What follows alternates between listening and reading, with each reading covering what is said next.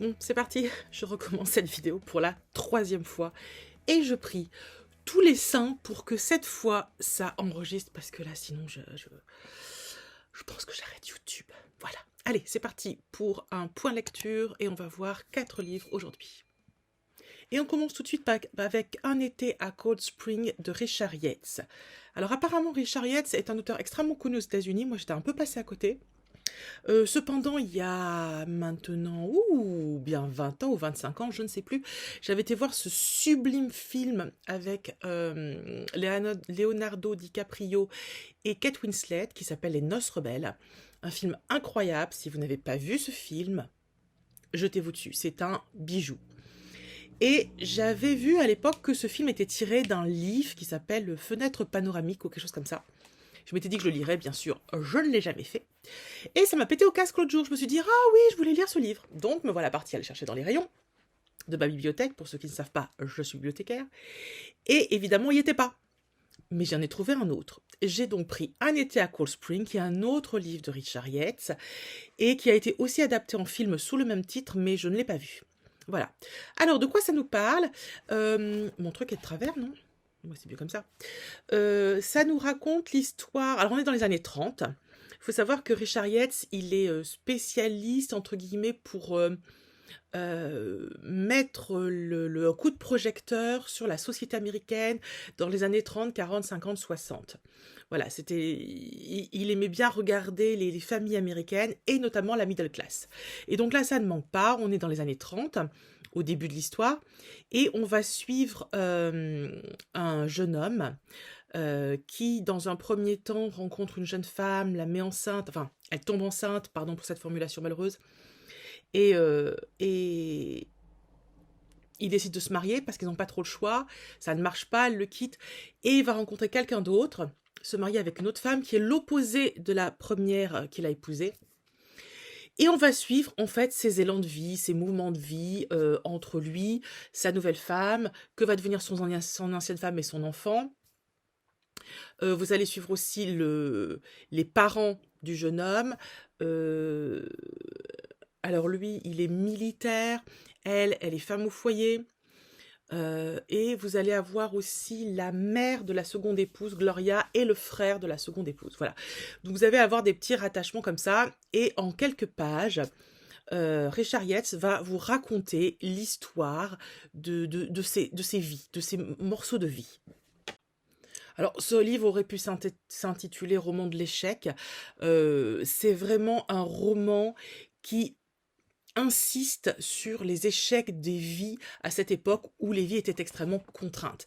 Un homme devait être un homme, c'est-à-dire un cliché d'homme. Par exemple, le père, il est militaire, et donc il doit être fort, il doit faire carrière, sauf que ça se passe pas comme ça, et qu'il ne fait pas carrière, et que c'est la cata, et que pour son ego, c'est compliqué. Une femme doit être au foyer, donc l'homme doit apporter l'argent pour que la famille vive, et la femme doit faire vivre la famille dans le foyer. Sauf que la mère de famille, elle est juste neurasthénique, elle bouge pas, on la sent pas super épanouie, et ils élèvent des enfants, et on sent que de génération en génération, en fait, il n'y a pas d'épanouissement, parce que tout le monde est dans un espèce de schéma, ou si on rencontre quelqu'un jeune, il faut l'épouser. Même si on tombe mal, le divorce est mal vu. L'avortement est évidemment pas un sujet, donc voilà. Et à travers son écriture, son regard, Richard Yates insiste sur les comportements sociaux et les contraintes sociales que subissent les Américains, notamment de la middle class, parce qu'ils ne sont pas assez pauvres pour s'affranchir du regard des autres, et ils ne sont pas non plus assez riches pour pouvoir vivre mieux. Et ils sont là dans cette espèce d'entre-deux qui n'est pas forcément souvent étudié dans la littérature américaine et qui est hyper intéressant parce que c'est vraiment des gens moyens qui vivent bien et en même temps qui vivent pas bien. Il y a une espèce de mélange et c'est hyper intéressant. Alors bien évidemment, on s'attache aux personnages, on s'attache même à travers leurs défauts, le côté patriotique ou le côté couple forcé, etc. On est en empathie avec ces personnages, ils sont touchants, ils sont beaux, ils sont parfois laids, mais on les aime quand même parce que on sait qu'ils font comme ils peuvent, essayent de survivre dans cette société qui leur impose plein de choses. Et Richard Yates a l'intelligence de donner la parole à tout le monde. C'est-à-dire que vous avez des personnes âgées, donc les parents, vous avez des gens d'un âge moyen, des adolescents, vous avez même un regard sur des enfants. Euh, et je trouve qu'il a très bien réussi à mixer tous ces regards, tous ces personnages. C'est intelligemment fait. Donc voilà, Richard Yates, c'est pas un roman youpi tralalaire, hein. Clairement, si vous avez envie de vous évader, de vous changer les idées, de lire quelque chose de léger, ben vous oubliez, hein, parce que là on n'y est pas du tout. C'est vraiment assez lourd à lire. Pourtant le roman est très court, mais c'est lourd parce qu'on plaint ces gens et je sais pas. Vous savez, c'est comme par exemple Une vie de Maupassant, où c'est un bouquin qui est génial, mais en même temps Jeanne, on est en empathie avec elle tout le temps, on n'en peut plus parce que quel destin de merde quoi. Et là c'est comme si Richard Yates nous disait, mais voyez toute cette classe-là, pendant des années et des décennies, elle a été sacrifiée, elle s'est fait chier avec des pauvres destins minables, et donc c'est un peu déprimant. Après, c'est extrêmement bien écrit, c'est extrêmement bien fait, bien construit, c'est intelligent. Bon, je sais que Richard Yates est très réputé aux États-Unis et je comprends pourquoi. Je comprends pourquoi, parce qu'il décrit très bien cette société désenchantée. Voilà, allez, on passe au livre suivant. Bon, comme je flippe, je fais des petits bouts de vidéo en me disant, parce que d'habitude je tourne une vidéo en entier, mais là je me suis dit que si je faisais une vidéo en entier et que ça marchait pas, j'allais péter un boulon. Donc là je suis tout le temps en train de vérifier, mais apparemment ça marche. J'ai les rushs qui apparaissent. On va croiser les doigts. Et ensuite, on va parler d'un polar, ou plutôt d'un polar réaliste, réel même, comment ça s'appelle ces romans très à la mode, là, qui racontent des histoires vraies de polar. Alors j'ai Cold Case, et c'est pas du tout ça, c'est des true crime. Voilà, c'est un true crime, mais dans ce true crime-là, on a la résolution, donc c'est hyper intéressant. Il s'agit de Un assassin au-dessus de tout soupçon de Ivan Stefanović. Alors, j'avais vu le film pareil, hein, ma porte d'entrée a été le cinéma. J'ai vu ce film à sa sortie. Il a quel âge? 10 ans ce film peut-être? Quelque chose comme ça. Avec, dans le rôle principal, Guillaume Canet. Et on va suivre l'histoire d'un gendarme qui est en fait un assassin. Et qui profite du fait d'être un gendarme, d'être inclus dans la matrice. Il est à l'intérieur de l'univers, donc il peut plus facilement déjouer les pièges puisqu'il a les codes. Il a les codes, il sait comment tout fonctionne, et en plus il a les informations, parce que pendant l'enquête, il est lié à l'enquête. Donc forcément, voilà. Donc moi, ça m'avait intéressé à l'époque, et je m'étais dit que je lirais le livre, parce que avant d'être là où je suis, j'ai habité dans l'Oise pendant 5 ans. Et je connais bien l'Oise et j'ai bien vu tous les coins. Donc il y a Creil, Senlis, Chantilly. Parfois ça va jusque dans le nord vers Beauvais, à Compiègne. Et puis plein de petits villages autour, là. Et c'est des villages que je connais. J'ai même habité dans l'un d'eux que je ne vais pas citer. Mais voilà, donc au début du livre, vous avez une explication de où ça se passe et tout ça. Mais en fait, pour moi, c'était super easy parce que je connais. Donc voilà, donc ça m'a intéressée au moins à ce niveau-là, parce que j'étais contente Enfin, contente. Non, parce que ce que fait ce type, j'étais pas contente. Mais d'entendre parler de ces villages, etc., de ces villes que je connais, que j'ai parcourues, que... Voilà. Et d'ailleurs, si vous êtes isarien, je vous envoie le bonjour.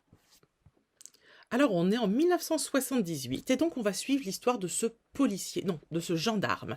Alors, il s'appelle Alain Lamarre, et il va petit à petit, on le voit très bien, totalement vriller, et commencer à tuer des femmes.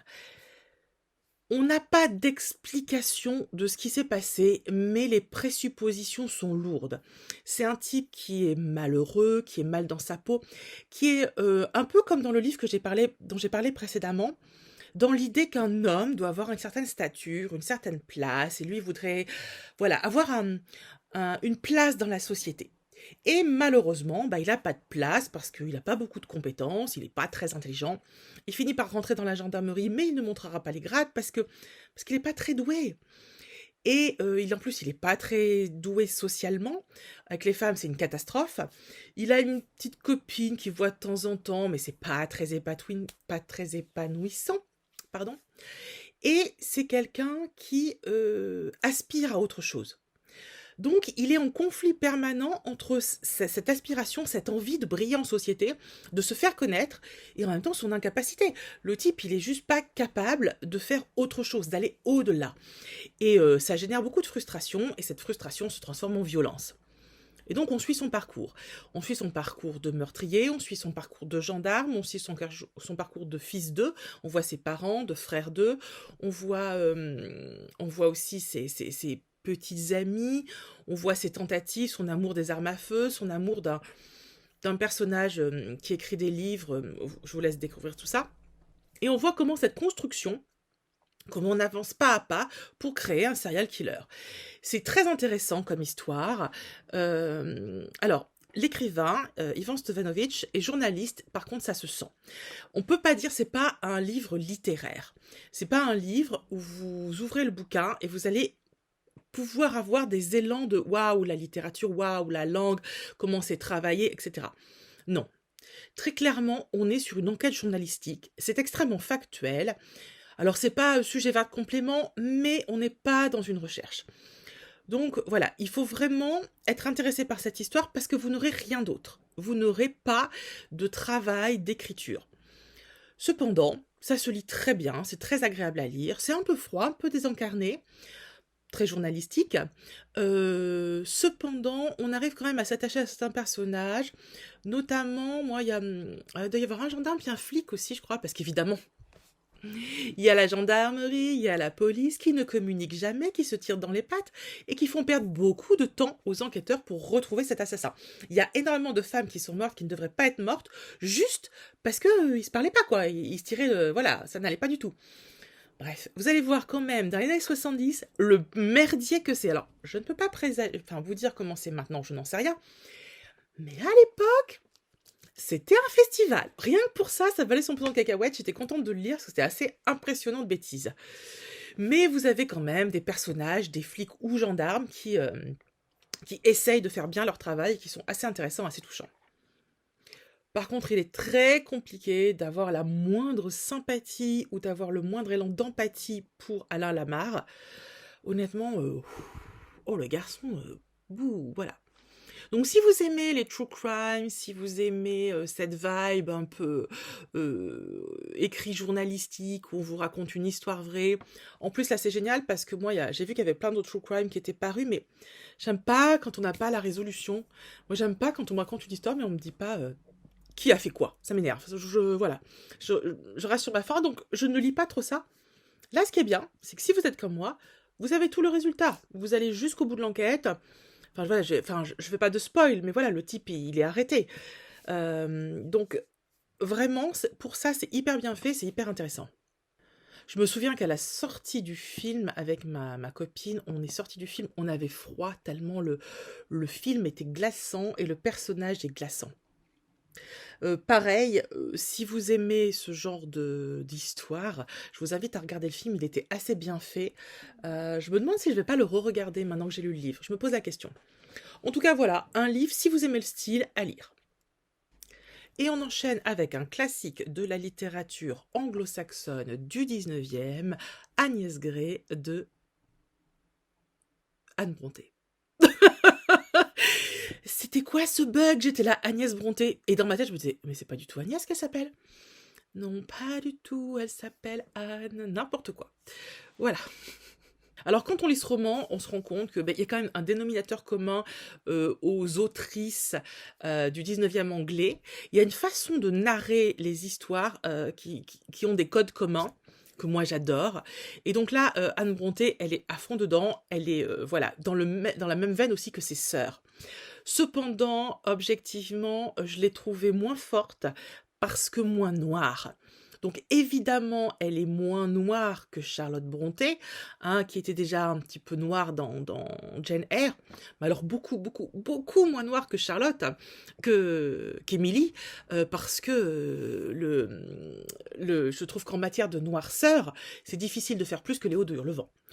On est quand même à un niveau très supérieur. Là, on va être sur un côté un peu analyse de la société et petite romance. Donc, un peu moins ma came, cependant j'étais très contente de l'avoir lu. Alors Agnès Grey, qu'est-ce que c'est? C'est le journal d'une gouvernante, voilà. Une jeune fille qui est née dans une famille super chouette. La mère a renoncé à sa fortune pour faire un mariage d'amour. De ce fait, ils vivent un peu sans le sou. Et l'héroïne, Agnès Grey, décide d'être gouvernante pour amener de l'argent dans sa famille. Et on va suivre ses aventures chez les gens chez les familles dans lesquelles elle s'intègre. Ce que j'ai trouvé hyper intéressant, c'est la façon qu'elle a de nous décrire la vie d'une gouvernante. Je trouve que le statut de gouvernante est quand même assez particulier. Vous êtes une domestique, très clairement, hein, on le voit très bien, les familles la traitent comme une domestique. Elle est payée pour faire un travail, point barre. Cependant, elle n'est pas comme le palefrenier, elle n'est pas comme le conducteur le truc du carrosse, elle n'est pas comme la femme de ménage ou la cuisinière. Elle s'occupe des enfants. Ce qui est quand même un statut un peu particulier, parce que les enfants, c'est pas nettoyer de la vaisselle, c'est quand même le bien, entre guillemets, le plus précieux de la famille. Et puis parfois, la gouvernante, elle part avec la famille quand ils vont se promener, etc. Donc elle est en même temps inclue et en même temps pas inclus du fait de son statut. Et je trouve que ça doit être une position extrêmement difficile et que dans ce roman, Anne Brontë le décrit très très bien. Moi, ça m'a touchée parce que je pense que ça devait être hyper compliqué comme job, surtout dans des familles où on le voit dans certaines familles où elle va, où les enfants sont juste abjects parce que pourri gâtés par leurs parents qui ne leur donnent aucune éducation et qui en même temps payent quelqu'un pour le faire, mais ne lui laisse pas faire le travail. C'est-à-dire qu'il ne faut pas les gronder, il ne faut rien faire. Donc c'est... Alors là, hein, tous ceux qui ont fait le job de nounou, vous avez toute ma compassion. Parfois, ça doit être hyper dur. Donc c'est un travail que l'autrice a effectué. Donc il y a une part assez autobiographique dans ce roman. Donc en ça c'est touchant, l'écriture est très belle. Moi j'adore les incursions qu'elles font, les sœurs Brontë avec d'un truc du style cher lecteur, vous allez voir ceci, il va se passer là. Oh, moi c'est mon kiff, j'adore quand il y a cette espèce de... On casse le quatrième mur, et je trouve que pour le 19e siècle, c'était quand même vraiment original et d'avant-garde, et j'aime assez ça. Donc là, il y a plein de fois ça, elle s'adresse au lecteur, et ça me touche parce que pendant une fraction de seconde, j'ai l'impression que le temps a été aboli et qu'elle me parle. Et même si c'est totalement artificiel et un peu naïf de ma part, j'avoue que ça me touche, j'aime bien. La dernière partie du roman, c'est la romance. C'est pas ce que j'ai préféré. Elle est téléphonée, on la voit arriver à 12 km à la ronde. Je ne suis pas une fanatique des romances, comme vous le savez. Il y a des romans dans lesquels j'aime les romances quand elles sont un peu faites ou rigolotes, etc. Là, voilà, ça m'a manqué. J'ai trouvé que Anne Brontë n'avait pas la noirceur de ses sœurs, mais n'avait pas non plus l'humour d'une Jane Austen. Jane Austen qui, dans Orgueil et Préjugés, va vous faire pareil, une espèce de romance. Mais quand elle vous parle, par exemple, de Madame Bennet, la mère, mais moi, je hurle de rire quand je lis le roman. Ce personnage est juste fabuleux. Lydia, une des sœurs qui est complètement idiote. Et il y a certaines phrases qui sont tellement justes et tellement bien senties, certaines remarques du père aussi qui sont hyper intéressantes. Les affrontements entre Darcy et Elizabeth Bennet sont... Mais c'est savoureux, c'est très drôle. Et là, on sent bien qu'il y a une tentative d'analyse de la société, mais on n'a pas la noirceur des sœurs Brontë, et on n'a pas l'humour de Jane Austen. Et du coup, on reste un peu sur sa fin. Honnêtement, je suis très heureuse de l'avoir lu. J'en lirai d'autres, hein, parce que je ne veux me priver surtout pas de lire un roman des sœurs Brontë, quelle qu'elle soit. Mais je pense a priori qu'Anne est un petit peu moins ma came. Voilà. Cependant, j'étais contente de l'avoir lu, et si vous avez envie de découvrir, franchement, vous privez pas. Et on termine avec un livre qui a été un coup de cœur. Et je ne m'y attendais pas. Pourquoi je ne m'y attendais pas? Parce que lorsque ce livre... Ah pardon, je vous lis, c'est Ressac de Digli. Lorsque ce livre est sorti, tout le monde s'est jeté dessus en criant que c'était un coup de cœur. Je me méfie toujours parce que régulièrement, ceux qui me suivent depuis longtemps le savent, les coups de cœur des autres, je me vautre. Ça m'est arrivé trop souvent de me précipiter sur un livre et d'être hyper déçue parce que ça le fait pas, quoi. Voilà. Et donc là, j'avais eu cette crainte-là et je l'avais laissée de côté. Et puis l'autre jour, une de mes collègues, qui a 25 ans, qui est toute jeune, me dit ah mais que je l'ai adoré, tu devrais le lire, etc. Je me dis allez, file-le-moi, je vais le lire, ça fait longtemps que j'y pense, on y va. Et à ma grande surprise, j'ai trouvé ce livre génial, délicieux, merveilleux, j'ai passé un formidable moment. D'abord, de façon assez étonnante, il faut savoir qu'il y a quelques années, je ne saurais plus vous dire exactement combien d'années, mais quelques années, probablement à peu près en même temps que Digli, qu'on est vraiment dans les mêmes eaux, j'ai eu une crise de j'en ai ras-le-bol de tout, et j'avais envie de faire une retraite silencieuse. Il y avait beaucoup de bruit dans ma tête, et j'arrêtais pas de me dire, il faut que je m'évacue du monde, et que je me préserve, et que je me retrouve dans le silence. Et mon jeu a eu un peu de mal à comprendre, il me disait « Non, mais y a pas de souci, vas-y, fais ce que tu veux, mais tu peux aller faire une thalasso !» Je disais « Non, je veux pas faire de thalasso, je veux pas qu'on me parle, je veux 3-4 jours où personne ne me parle. » Et puis, il insistait en me disant « Non, mais... » Je disais « Ah, putain, il comprend pas. » Ah, ça m'a énervée. Et puis, j'ai commencé à chercher, et en fait, je me suis rendu compte que les retraites, comme je cherchais, soit il y a du yoga, soit il y a de la peinture, etc. Et c'est pas ce que je voulais. Et tous les trucs que j'ai trouvés, c'était des trucs religieux. Et effectivement, Digli, elle a fait ça, et elle a osé sauter le pas et aller dans un truc religieux. Ce que moi, je n'ai pas fait, et je regrette, je n'ai pas eu cette démarche de retraite, et je le regrette vraiment. Et je dis pas que je le ferai pas, d'ailleurs. Donc, Digli, pour des raisons X ou Y, que je vous laisse découvrir dans ce roman que je vous invite fortement à lire, elle part en Bretagne pour quelques jours dans une abbaye, un monastère, un truc où il y a des religieuses. Et elle va se mettre dans sa bulle, couper les réseaux et vivre sa vie. Et ce qui est génial, c'est qu'elle part, elle a fait exactement ce que j'aurais aimé faire, c'est-à-dire des livres, donc faire plein de lectures, un carnet à croquis, dessiner, j'adore ça, et juste se poser, se promener, profiter. Outre le fait que c'est quelque chose que j'aurais aimé vivre, j'ai été touchée aussi par ses propos et sa façon de vivre le monde. Je me suis sentie très connectée à elle, ce qui est assez rigolo parce qu'on n'a pas le même parcours, on n'a pas le même âge, on n'a pas la même vie, on n'a pas les mêmes... Enfin, no way.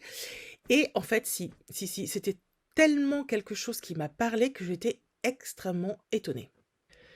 J'ai eu aussi beaucoup d'affinités avec l'autrice par certains, comment je pourrais dire, comportements, attitudes, habitudes, où je me suis reconnue. Certaines de mes angoisses, voilà, il y a eu des moments dans le roman où je me suis dit « Oh, c'est tellement moi, ça !» Donc voilà, donc ça m'a évidemment beaucoup touchée.